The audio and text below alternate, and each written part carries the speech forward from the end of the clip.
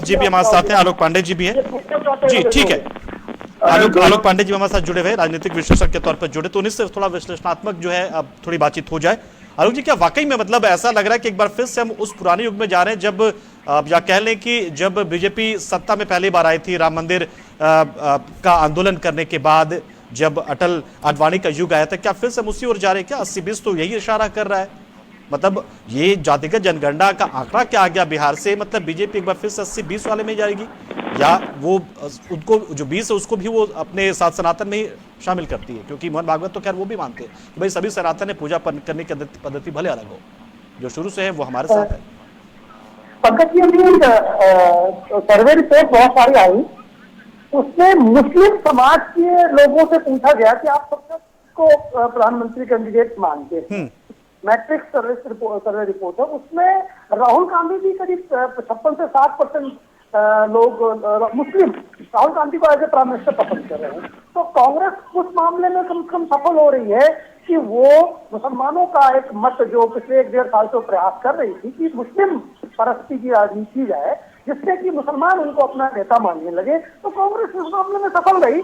और भारतीय जनता पार्टी की यह सफलता है कि वो पसमानदा आंदोलन चलाने के बाद में भी वो मुसलमानों को अपने साथ नहीं जोड़ता। ये भारतीय जनता पार्टी की असफलता है।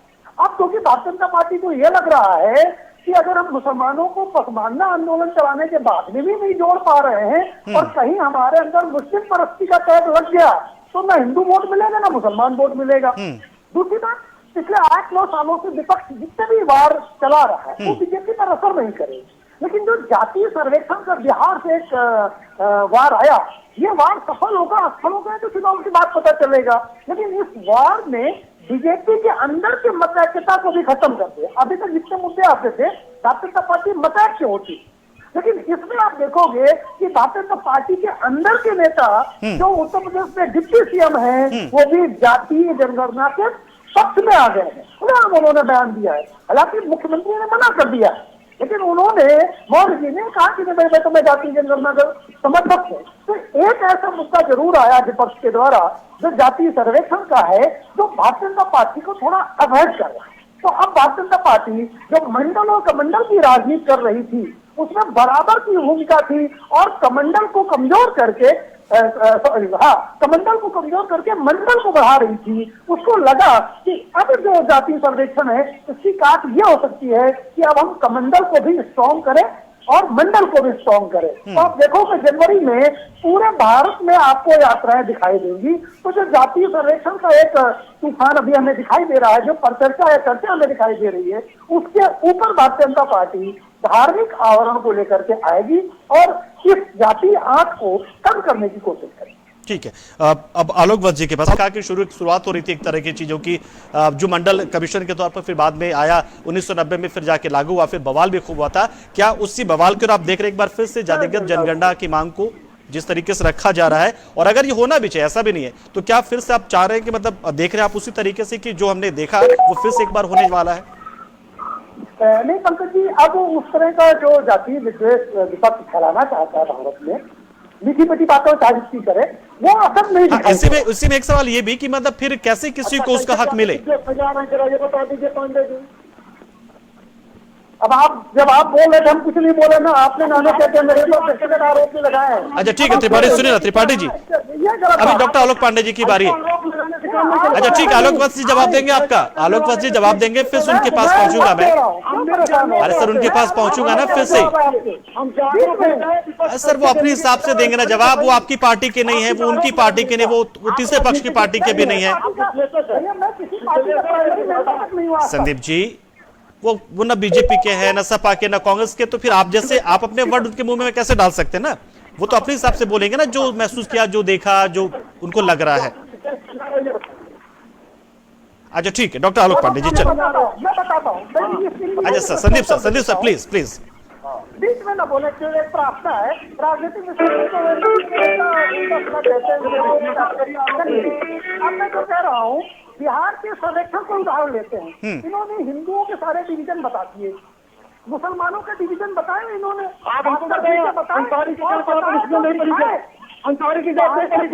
बताए तो क्या दिखाए?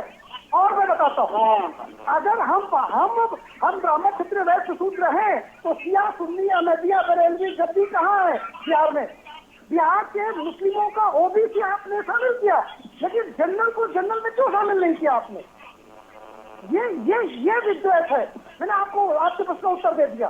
दूसरी बात आते हैं, अगर लोकतंत्र में 15% कैसे हो गए? सदीप से देखिए, इसमें मैं भी जोड़ दूंगा फिर कि देखिए दलितों में भी आप फिर जाटो जोड़ लेते हैं। बताइए बिना जोड़े कैसे हो गए? 3.5% तो होता तो होगा, ऐसा है नहीं कि होता नहीं है, होता तो है। 15% कैसे सवाल हो गए? बताइए बिना जोड़े कैसे हो गए? नहीं तो आप दिखाइए, बताइए 15 में कौन कौन से मुसलमानों का डिवीजन? आप पूछिए, पठान आते हैं, पंकज जी आप भी दिखाइए जरा, मीडिया को जाता है कितने सुन्नी, कितने अहमदिया है, कितने बरेलवी, कितने गोत्री। ठीक है, मैं निकालता हूँ अपनी बात, आप रखिए, मैं बताता हूँ फिर। ठीक है, जब जानना ही चाहते हैं आप। जी बिल्कुल जानना चाहता हूँ कि घोषी गद्दी कितने हैं और वो चर्चा में क्यों नहीं है इंडिया में? वो देखिए त्रिपाठी जी, होता तो है, आप इससे इनकार नहीं कीजिए, होता तो है, उनमें भी जातियां होती हैं, उपजातियां होती हैं। ठीक है, उन्होंने कभी इस तरीके की मांग नहीं की ना, उन्होंने कभी इस तरीके की मांग नहीं की, क्योंकि उनको एक साथ इकट्ठा रखने वाले लोग उनको मिलते गए। नहीं सर, है भी उसमें विश्लेषण में है, अलग अलग जातियों का विवरण है वहाँ पर। फिर मैं इनको नहीं बोल। अच्छा ठीक है त्रिपाठी जी, आलोक जी को बोलने दीजिए, आलोक पांडे जी को।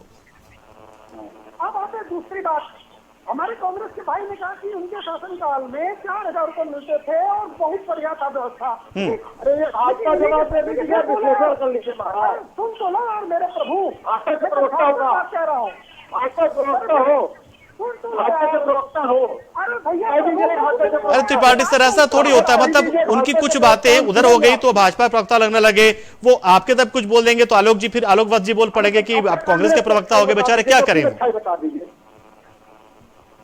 क्या करें, राजनीतिक विश्लेषक है तो कभी कोई शब्द हो सकता है आपको अच्छा लगे, हो सकता है फिर कभी विनय जी को अच्छा लग जाए, कभी आलोक वत्स जी को अच्छा लग जाए।